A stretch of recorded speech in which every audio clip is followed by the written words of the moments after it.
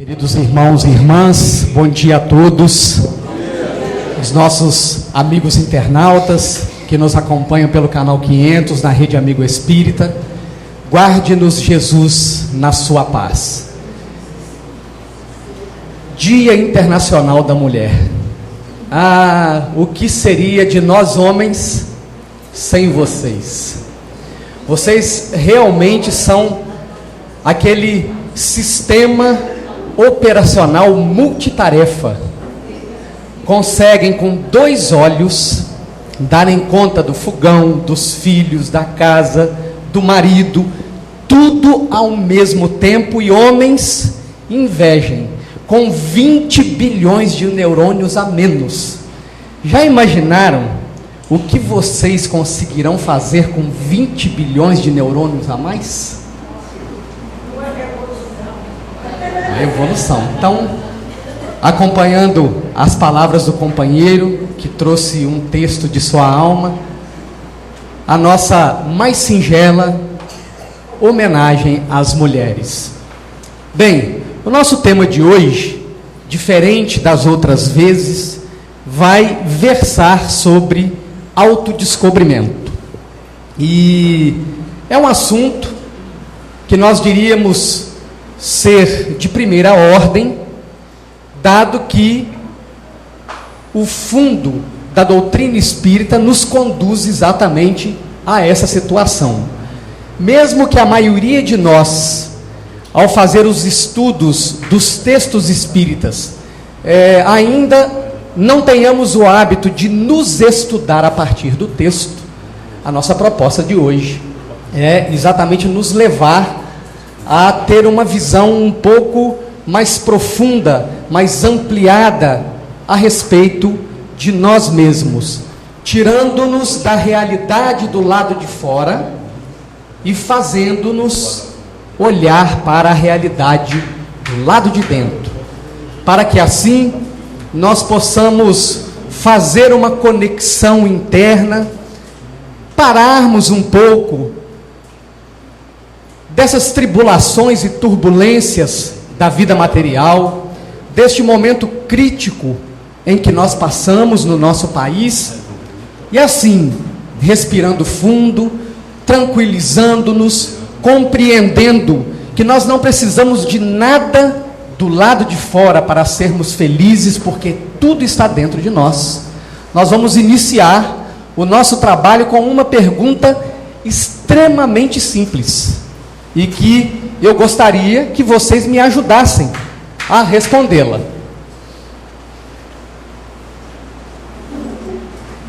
Tá aí a primeira pergunta. Quem sou eu? Eu gostaria que vocês participassem e me ajudassem a responder essa pergunta. O Virgílio colocou, como é que é a frase mesmo, Virgílio?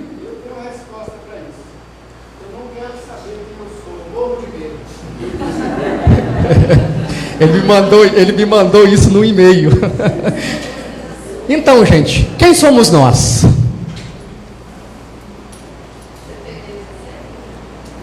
Eu gostaria que vocês não se intimidassem, porque olha, isso daí, nós dormimos conosco mesmos, nós almoçamos, jantamos, trabalhamos, então alguma coisa de nós temos que saber. Então, quem sou eu? Um espírito?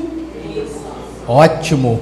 Mas espera aí, todos nós aqui não somos espíritos em evolução? Então isso não te define, porque é uma definição comum. Você disse o que, Peçanha? O Peçanha é um impulso de Deus. Olha que interessante, mas eu também sou o Peçanha. E todo mundo que está aqui também é um impulso de Deus. E como é, não é? Um estranho no ninho? Eita, um estranho no ninho, porque esse ninho aqui não é o nosso. O ninho verdadeiro é a pátria espiritual. Não, a pergunta é quem sou eu? Eu sou um filho de Deus, mas eu também sou E vocês também são filhos de Deus. Vocês estão percebendo como a gente sabe pouco a respeito de nós mesmos? Como vai se desenhando uma interrogação diante disso daí?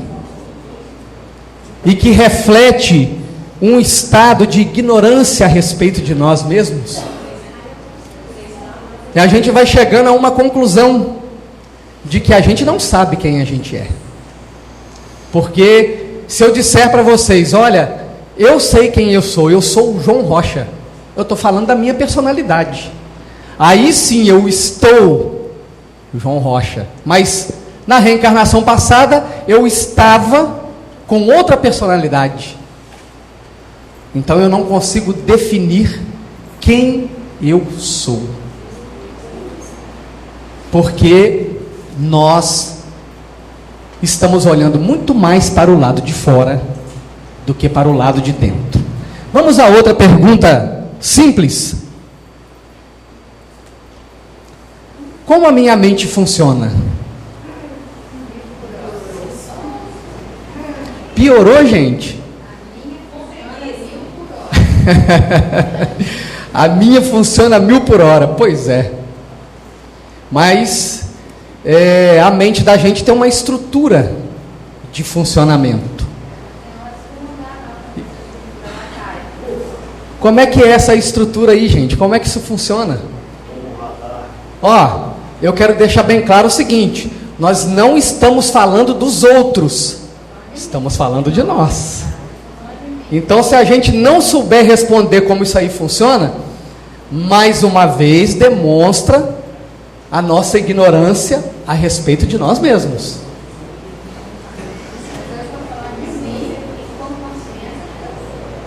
Você está falando de você e com consciência. Você está dizendo que a sua mente funciona em alta velocidade. Quantos pensamentos você emite por dia? Vocês sabem quantos? Quanto? 60 mil pensamentos dia, Joana de Ângeles fala. 60 mil pensamentos por dia. Vocês sabem o que isso quer dizer, gente? Façam uma conta aí. 60 mil por dia vezes 30 dias de um mês. Quantos pensamentos no mês? 1.800.000 pensamentos no mês. Multiplique por 12 pensamentos, bons ou maus pensamentos. Multipliquem por 12, 1.800.000. 21.600.000 pensamentos no ano. Multipliquem por 70, uma vida adulta de 70 anos. Vai dar a bagatela de 1.524.000.000 de pensamentos. E isso tudo que a gente está falando funciona assim. Está aí a estrutura da nossa psique, segundo o psiquiatra suíço Carl Gustav Jung. Nós vamos rapidamente passar aqui por uma explanação disso daí para nós compreendermos. Não ler que as partes de dentro são menores do que as partes de fora. É ao contrário, aonde está ali o ego, que nós estamos mostrando que aonde está implantada a consciência é a camada mais superficial da nossa psique. O inconsciente pessoal é a camada imediatamente inferior à camada da consciência.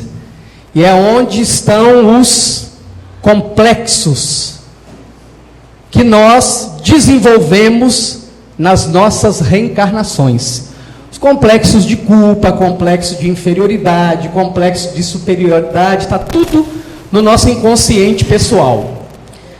Tem aqui o inconsciente coletivo, que são as informações da humanidade inteira e que nós acessamos e utilizamos no nosso dia a dia. E aonde estão as estruturas aqui, Jung chamou de arquétipos. Então, a camada mais superficial, o inconsciente pessoal, a camada que vem imediatamente após, o inconsciente coletivo, a camada mais profunda da mente, e gerenciando tudo isto está o self, que aqui está traduzido para si mesmo, mas que nada mais é do que o espírito eterno que nós somos. Olha que beleza, como a nossa mente funciona. E aí, deste campo aqui do inconsciente coletivo, do inconsciente pessoal, vem impulsos para o nosso ego, para a nossa consciência. E nós agimos assim no dia a dia, muitas vezes, sem perceber de onde vêm os desejos, os impulsos, os instintos que vão nortear as nossas ações. Mas, para chegar nessa estrutura de funcionamento, Jung pegou carona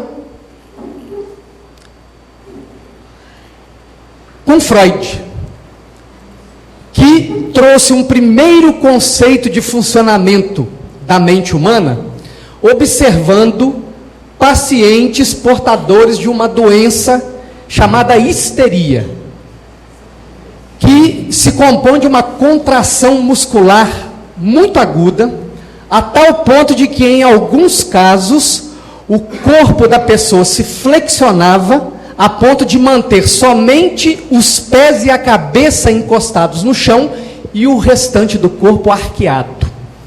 Havia um neurologista na época de Freud, chamado Charcot, que começou a utilizar a técnica da hipnose para tratar os pacientes. E Freud passou a observar, então, que quando os pacientes eram submetidos à hipnose, o sintoma da doença diminuía ou desaparecia. Quando os pacientes saíam do processo da hipnose, os sintomas voltavam. Então Freud passou a considerar a possibilidade de ter na nossa mente um campo que não era consciente.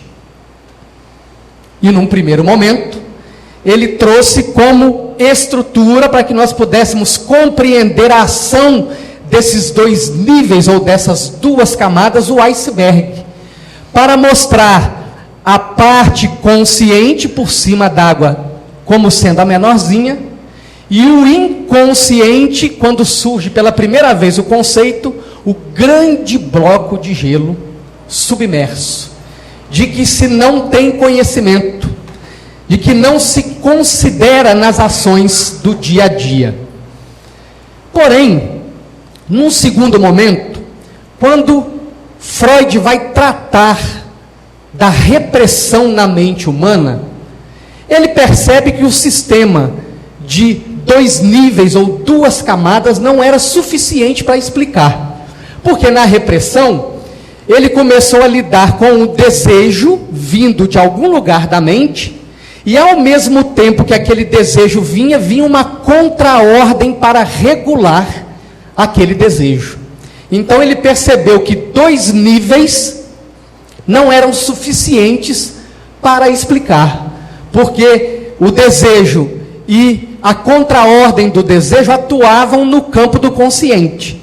Observando os pacientes, fazendo as suas anotações, ele mudou do modelo de 2 para 3 camadas, ou 3 níveis. E ele batizou o nível da onde os desejos vinham de id. E ele, nas suas observações, vai dizer que o id é totalmente inconsciente, é o reservatório da energia psíquica, da libido, e condiciona fortemente os acontecimentos psíquicos. Irracional e impulsivo, procura o prazer alheio à realidade e à moral. O que vai tentar regular o desejo constante do id ele chamou de superego. É parcialmente inconsciente, é a interiorização da autoridade dos pais,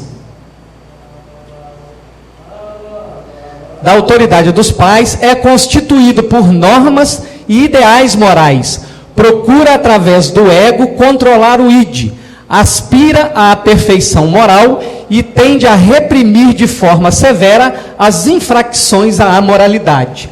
E no meio desta guerra multimilenar está o nosso ego,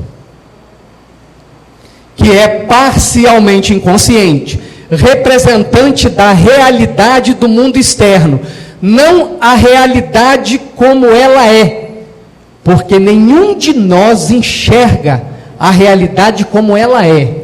Cada um de nós enxerga a realidade que consegue enxergar, segundo o seu conteúdo cultural, intelectual e espiritual. Por isto, o mesmo texto examinado por várias pessoas terá interpretações diferentes, porque é a realidade de cada um. Também procura satisfazer as exigências morais do superego. Conseguir o equilíbrio de forças contrárias é tarefa árdua para o ego. Está aí, gente, a luta da humanidade, o grande campo de batalha. Quando eu me deparei com este texto, eu me lembrei de um desenho animado do Tom e Jerry. E quem é da minha geração, né, eu tenho 9 anos de idade, porque eles falam que a vida começa aos 40, então eu tenho 9 anos, eu assistia muito Tom e Jerry. E o Tom e Jerry é um desenho que o gato, Tom, sempre perseguiu o rato. Mas num episódio, o Tom estava à mercê do Jerry. Aí aparece do lado direito da cabeça do Jerry, um Jerry anjinho, azulzinho, uma auréola na cabeça, as asinhas, e falando para ele: ajuda o Tom, ele está precisando de você, estenda a sua mão.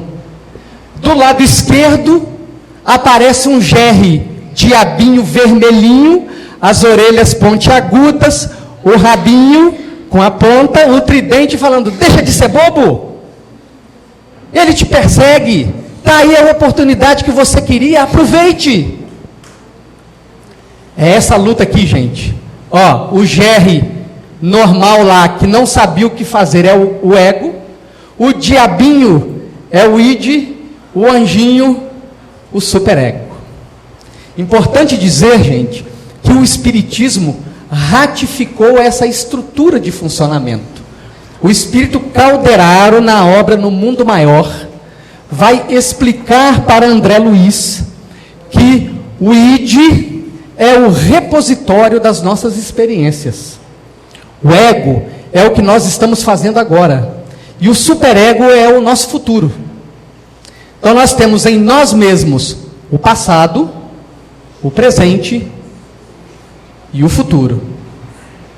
Quem puder ler essa obra monumental chamada No Mundo Maior, não deixem de ler. É fantástico os conceitos, né, que Calderaro traz numa linguagem acessível para nós, a maioria que somos leigos, né?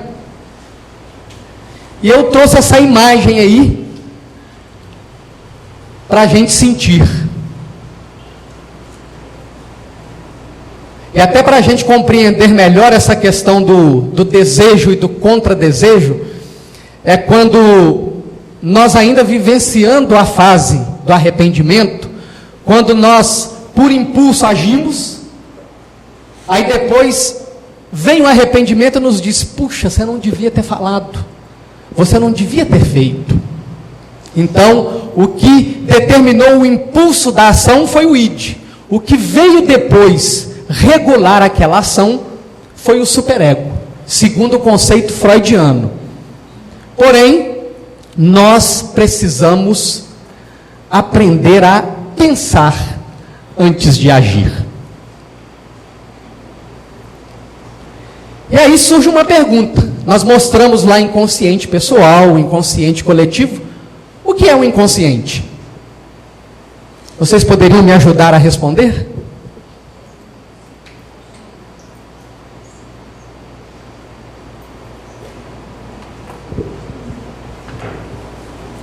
Gente, nós estamos falando de nós. Isso não é um filme de ficção científica que nós estamos assistindo pela primeira vez, não. Isso aí está em nós, gente.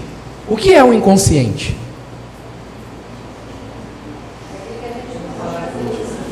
Como? É o que a gente domina sem domínio nenhum. O que a gente domina sem domínio nenhum. Eu me permitiria dizer assim, é o que a gente não domina sem domínio nenhum. Como é que é, Virgílio? Nossas experiências reencarnatórias. Desde quando, Virgílio? Como? Numa galáxia perdida? É um armazém. Joana de Ângeles vai nos dizer que o nosso inconsciente vem desde o momento em que nós saímos das mãos do Criador, simples na forma e ignorantes de experiência. Nas palavras do professor Hernani Guimarães de Andrade, desde que nos tornamos psiátomos até agora. Então nós temos uma ideia do tamanho disso daí. André Luiz, na obra Evolução em Dois Mundos, vai dizer que este processo que vai nos levar aos indivíduos que nós somos hoje, desde que saímos simples e ignorantes da mão de Deus, até começarmos a racionalizar, dura 15 milhões de séculos, ou 1,5 bilhão de anos. Vamos somar a isto uma informação que Allan Kardec vai nos dar no Evangelho segundo o Espiritismo, no capítulo 3, quando ele estuda a gradação dos mundos, e quando chega nos mundos de expiações e provas, ele vai dizer assim: todos vós que estáis no planeta Terra em expiação, são aí estrangeiros.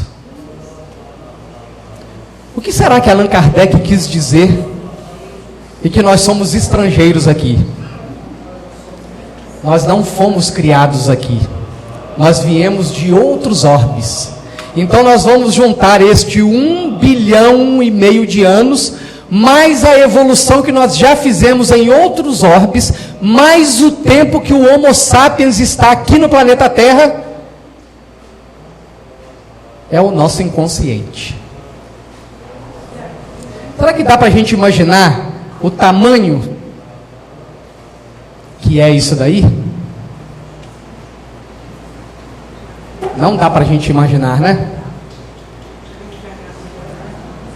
Mas muito bem, quais são as formas mais comuns de um inconsciente fazer contato? Como? Sonhos?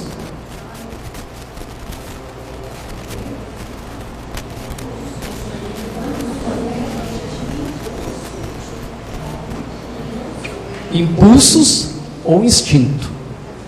A gente consegue, num breve momento aqui, mensurar quantas ações do nosso dia são impulsivas ou instintivas?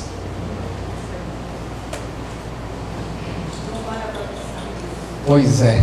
E por isso a gente não se conhece. Exatamente por a gente não parar para pensar, é que a gente não se conhece. Só vem, a gente faz, só vem e faz, só vem e faz. Como algumas coisas atingem os outros, e aí a gente percebe, porque o nosso olhar está muito mais para o lado de fora do que para o lado de dentro, aí nós paramos e nos arrependemos.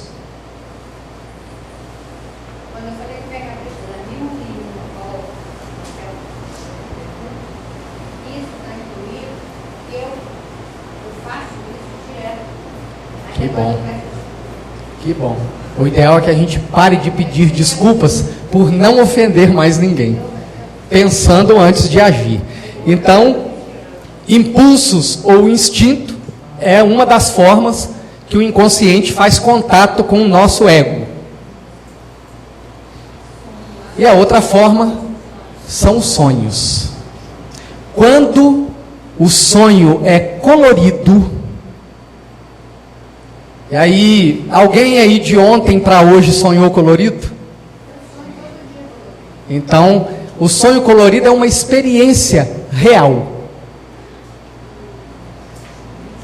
O sonho preto e branco pode ser fragmentos dos nossos desejos do dia, ou pode ser os arquétipos do nosso inconsciente, libertando energia através das imagens, e por isso elas vão se nos apresentar fragmentárias nos sonhos.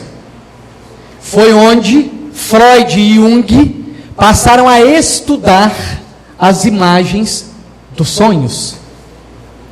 Não quer dizer aqui, gente, que é como a gente costuma encontrar aí, não. Ah, eu sonhei com a placa do carro do Carlão, vou jogar no bicho. Ou então eu sonhei com cobra, alguém vai me trair. Eu sonhei com morte, quer dizer que eu vou viver. Não é essa crendice não, gente. Há uma simbologia. Por exemplo, Divaldo Franco diz que a pessoa que sonha que está caindo e não consegue chegar a um lugar, ou outro que está dirigindo o carro e não consegue parar, é complexo de culpa. Então, através dos sonhos é possível se descobrir muito a nosso respeito. E aí a gente vai percebendo assim, gente, quantos sonhos importantes nós já tivemos e nós não fizemos nada. Nós só deixamos passar. Eram fragmentos importantes de nós mesmos para autoconhecimento, para eu me resolver. Olhem quantas oportunidades neste campo foram embora. Nós simplesmente deixamos ir embora. Não tratamos disso. Quais seriam as consequências para o homem atual se tivesse acesso a todo o conteúdo do inconsciente? Tem gente que quer saber do passado, né? Nós nos tornaríamos esquizofrênicos, perderíamos o contato com a realidade. A divindade é tão misericordiosa conosco que ela botou o ego como mecanismo para bloquear esse manancial que está lá no nosso inconsciente e vir à tona somente aquilo que nós conseguimos elaborar. E mesmo assim vem e a gente não cuida. A gente deixa embora. O que acontece com os esquizofrênicos é exatamente isso. Começam a acessar informações do inconsciente num volume tal, perdem o contato com esta realidade. Ele está vivendo um mundo somente dentro dele. E perdeu a capacidade, o ego, ao invés de gerenciar as coisas da realidade, da parte externa da vida, se volta para dentro de si mesmo. Perdeu o contato com a realidade. Como fazer o contato saudável com o inconsciente? Gente, que silêncio. Então vamos lá. Ó, para vocês verem como a gente passa por cima sem prestar atenção, ó. Tá aí o jeito de nós fazermos contato saudável com o nosso inconsciente. Ó, vamos estudar a pergunta e depois nós vamos estudar a resposta. Ó, a primeira coisa está aqui, ó, 919. Kardec já havia feito 918 perguntas aos espíritos superiores. Já tinha questionado sobre a criação do universo, a formação do sistema solar, a criação da Terra, aonde estavam os elementos constitutivos da vida do planeta, como foi que eles chegaram aqui, como a vida aconteceu, se organizou, já tinha passado pela parte 2 do livro dos Espíritos, falando da vida espiritual, já tinha falado da morte, da reencarnação, da mediunidade, da vida no mundo dos espíritos, já tinha entrado no estudo das leis morais, quando ele parou e pensou assim: bem, esse povo espírita é um povo que já veio, desde há muito tempo, desenvolvendo o intelecto, porque esteve no clero. Para estar no clero, precisa estudar. Então eles já estão com o intelecto desenvolvido. Eu preciso achar uma receita de bolo, para que eles não se percam novamente, somente na teoria. E aí, ele pergunta assim, qual o meio prático, ou seja, método, sistema habitual, mais eficaz, ou seja, que dê resultados, de se melhorar nesta vida e resistir aos arrastamentos do mal. Sabe quem disse isto daqui de outra forma? Ninguém mais, ninguém menos do que Paulo apóstolo, quando ele disse assim: o mal que eu não quero fazer eu faço, e o bem que eu quero fazer eu não consigo. Então tá aí, olha que receita de bolo maravilhosa.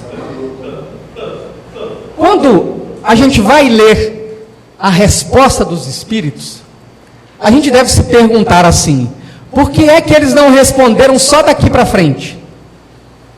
Homem, conhece-te a ti mesmo. Porque é o que bastaria na resposta, não? Mas olha o que eles colocaram antes: um sábio da antiguidade já vos disse. Isso aqui, gente, não é só para deixar a resposta bonita, não. Isso aqui é para falar ao nosso inconsciente, a nossa anterioridade, para dizer assim: olha, não é a primeira vez que vocês estão tomando contato com isso daqui. Vocês nunca estiveram órfãos de direcionamento espiritual. O tempo todo eu enviei guias, enviei avatares, enviei emissários, mensageiros para chamá-los aos valores do Espírito, e vocês desprezaram. Agora, de uma forma clara e objetiva, vocês não vão mais deixar passar. E sabem por quê, meus irmãos e irmãs? Porque nós somos os trabalhadores da última hora. Qual é a hora que vem depois da última, Virgílio? Acabou. Como a gente costuma dizer, ou vai, ou vai. Não tem ou vai ou racha, porque se rachar, nós vamos nos encontrar aí em outros mundos de expiações e provas. Na terra regenerada, não. Então, vocês estão percebendo como é urgente isso daqui, a gente aproveitar o que o nosso inconsciente está mandando? Muito bem. Tem um fundo nessa questão aí. Os espíritos estão querendo que nós passemos a fazer uma coisa.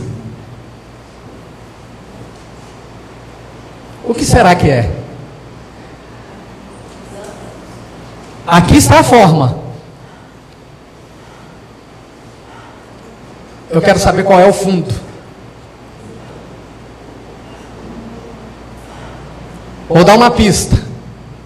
É a mesma coisa que Jesus fez na cruz, quando ele pediu perdão ao Pai para os seus algozes. Vocês já perceberam que não se trata do perdão? Porque senão eu não ia perguntar, ia colocar a resposta aqui mesmo, né? Então, vamos buscar na nossa memória aquele quadro. Jesus está na cruz, olha para os seus algozes, e aí ele pede ao Pai que os perdoe, porque eles não sabem o que estão fazendo. Esse é o fundo. Qual é o fundo? Não, isso aqui é para fazer um suspense, tá, gente? Como? Autoconhecimento. Mas como fazer? Mas como a gente muda sem a gente saber o que mudar? Porque é exatamente esse o nosso caso. Nós estamos aqui com um monte de coisa para mudar e a gente não vê. A gente nem percebe o que é que nós precisamos mudar. Por isso que, via de regra, acontece assim. A gente chega no Espiritismo, nós temos algumas arestas que nós corrigimos muito facilmente. Mas chega num certo nível, a gente tem a sensação que aquela velocidade inicial de mudança mudou para uma velocidade mais lenta. E a gente começa a falar assim: é difícil perdoar, é difícil compreender, é difícil tolerar, é difícil orar para Dilma nesse momento difícil aí. A gente vai falando que é difícil. E por que a gente fala isso? Porque nós não estamos conseguindo identificar o que nós precisamos mudar, justamente por essa questão. Então, a forma de fazer o contato saudável com o inconsciente é... Isso é o fundo que Jesus fez lá. Quando ele olhou para os algozes, ele percebeu assim: eles vão lidar com a lei de causa e efeito. Olha que interessante, o Hermínio Miranda, no Diálogo com as Sombras, quem já leu a obra vai se lembrar, eu vou contar aqui, é o sabor da memória. Uma reunião mediúnica que ele dirigia, manifesta-se uma entidade. Chorou, não conseguiu falar, chorou copiosamente. Os guias retiraram a entidade, ela volta na reunião seguinte, incorpora no médium, chorou copiosamente. Pela terceira, pela quarta, pela quinta, pela sexta, lá pela sétima vez, a entidade consegue falar. E o Hermínio pergunta para ela: por que o choro tão sentido, tão copioso? E aí ela responde: porque eu fui um daqueles que, quando Jesus passou carregando a cruz, eu joguei pedra e pedi a crucificação dele. Olha Jesus racionalizando. Olha ele nos mandando ter esta racionalização em relação à ação dos outros para com a gente. Porque se alguém me agride e eu tenho para ele o olhar do adversário ou do inimigo, eu só vou devolver a ação para ele neste nível. Mas se eu racionalizo e enxergo na ação do outro a ação do doente ou do ignorante, eu ajo diferente. Mas para isto, eu preciso racionalizar. E Santo Agostinho vai nos ensinar. Porque ele vai dizer assim, olha a forma imperativa com a qual ele começa a frase. Fazei o que eu fazia quando estava na terra. Olha que bacana. A gente acha que quando esse verbo aqui, estando no passado, a gente acha assim, quando foi a última reencarnação dele. Não, gente, foi quando ele fez isso aqui, se libertou dos círculos das reencarnações obrigatórias. Por isso ele coloca, quando estava na terra. Qual é a condição da terra? Mundo de expiações e provas. Quando Santo Agostinho fez isso, ele deixou de estar submetido à lei de causa e efeito. E aí ele vai dizer, no fim do dia, não pode ser de noite, né, PJ, antes de dormir. Senão a gente entra em parafuso e a gente não dorme. Porque as coisas incomodam, né? Então, no fim do dia, quando a memória está fresca, interrogava minha consciência. Olha a racionalização aí, Passava em revista o que havia feito e me perguntava se não havia faltado com o dever.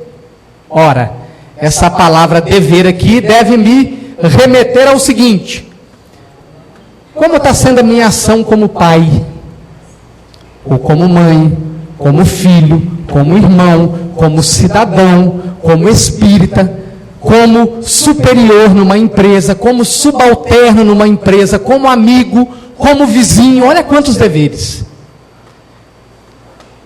Então, eu faltei com o dever se ninguém tinha do que se queixar de mim. Foi assim, olhem bem, hein? E isso é um espírito regenerado, gente, falando para a gente que ao fazer isto que está aqui, deu certo para ele.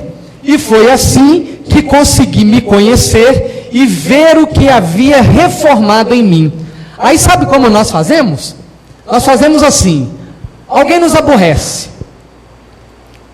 nós não racionalizamos, ao contrário, nós vamos para casa e ficamos mastigando aquilo, remoendo, ruminando, normalmente da forma como nós gostaríamos de ter nos comportado para subjugar o outro. Alguns dias a gente faz isso, aí vem as atribulações do dia a dia, e vão fazendo com que a nossa memória em relação ao fato se esmaeça até que aquilo se perde. Saiu do nosso consciente porque foi substituído por outras coisas. E nós perdemos a oportunidade de racionalizar aquele evento. Por que eu senti o negativo? De onde veio? Qual foi o gatilho?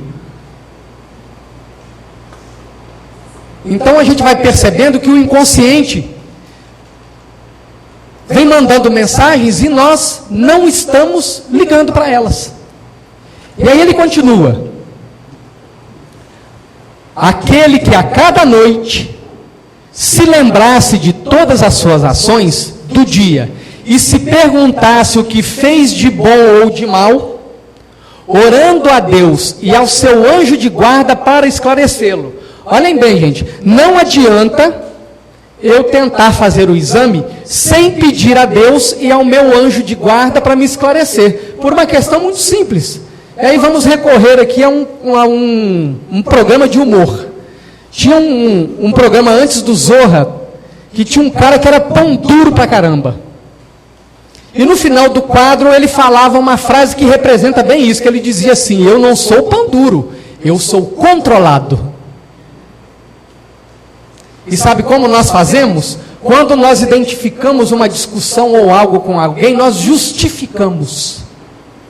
Ao invés de racionalizar, nós damos uma justificativa. É quando nos enganamos. Portanto, quando este pedido a Deus e ao anjo de guarda vem do coração, é um pedido verdadeiro, então eles vêm nos auxiliar a enxergar o que precisamos.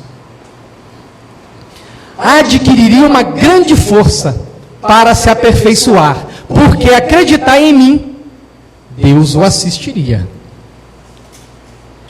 E interrogai-vos, olha aí a racionalização de novo, ó, sobre essas questões, e perguntais o que fizestes e com que objetivo agistes. Porque na lei divina julga-se a intenção. Por isso ele coloca aqui, ó, e com que objetivo agistes em determinada circunstância, se fizestes qualquer coisa que censuraríeis em outras pessoas.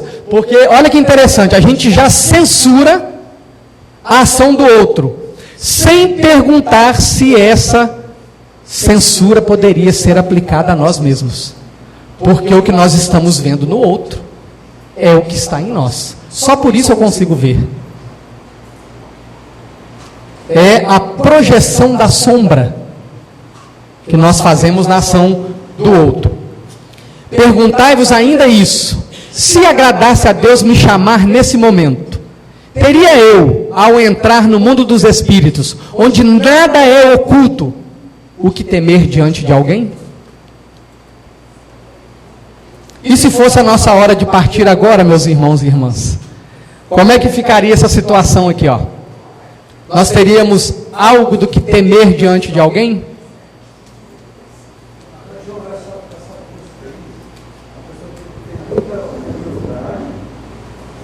Sinceridade e confiança. Não faz essa mudança. Peçanha, eu diria que para a pessoa fazer isso daí, ela precisaria tirar 10 minutos todos os dias para fazer. Sim. Olha bem, Peçanha, como se dá esse tipo de processo. Que a gente não se iluda que ao começar a fazer, tudo se apresentará absolutamente claro para nós no primeiro momento. É óbvio que não. É tal qual um aluno que vai para a alfabetização. Isso aqui é material que nós nunca fizemos. Por isso nós estamos aonde estamos. Porque nós nunca nos aprofundamos para dentro de nós mesmos. Então, tal qual o aluno que vai aprender as letras, depois vai juntar as sílabas, depois vai formar as palavras, as frases e os textos inteiros, é a mesma coisa com isso daí. Nós vamos primeiro só perceber as coisas mais superficiais das nossas ações, e de acordo com o que a gente for fazendo com honestidade, nós vamos nos aprofundando nessas questões. E é por isso que Santo Agostinho vai continuar dizendo, ó, submetei à análise questões claras e precisas, e não temeis multiplicá-las. Pode-se muito bem dedicar alguns minutos para conquistar uma felicidade eterna. Indiscutivelmente, eu sou levado a fazer uma pergunta. Quem de nós aqui faz isto todos os dias? Levante a mão, por favor. Não pode ser de vez em quando. Todos os dias. 1, 2, 3. Os outros que não levantaram a mão, levantaram por humildade para não nos humilhar ou porque realmente não fazem? Porque quem não faz, gente, olha bem, está aqui expresso uma característica da nossa personalidade, chamada rebeldia. Porque quando um espírito que fez, se regenerou, vem e mostra o caminho para a gente, ó gente, fazem isso daí. Porque na minha última reencarnação na Terra, quando eu me libertei da obrigatoriedade das reencarnações, eu fiz e me libertei. E essa questão é uma das mais faladas em palestras, seminários, colocadas em livros, e nós não fazemos. O que mostra o tamanho da nossa rebeldia.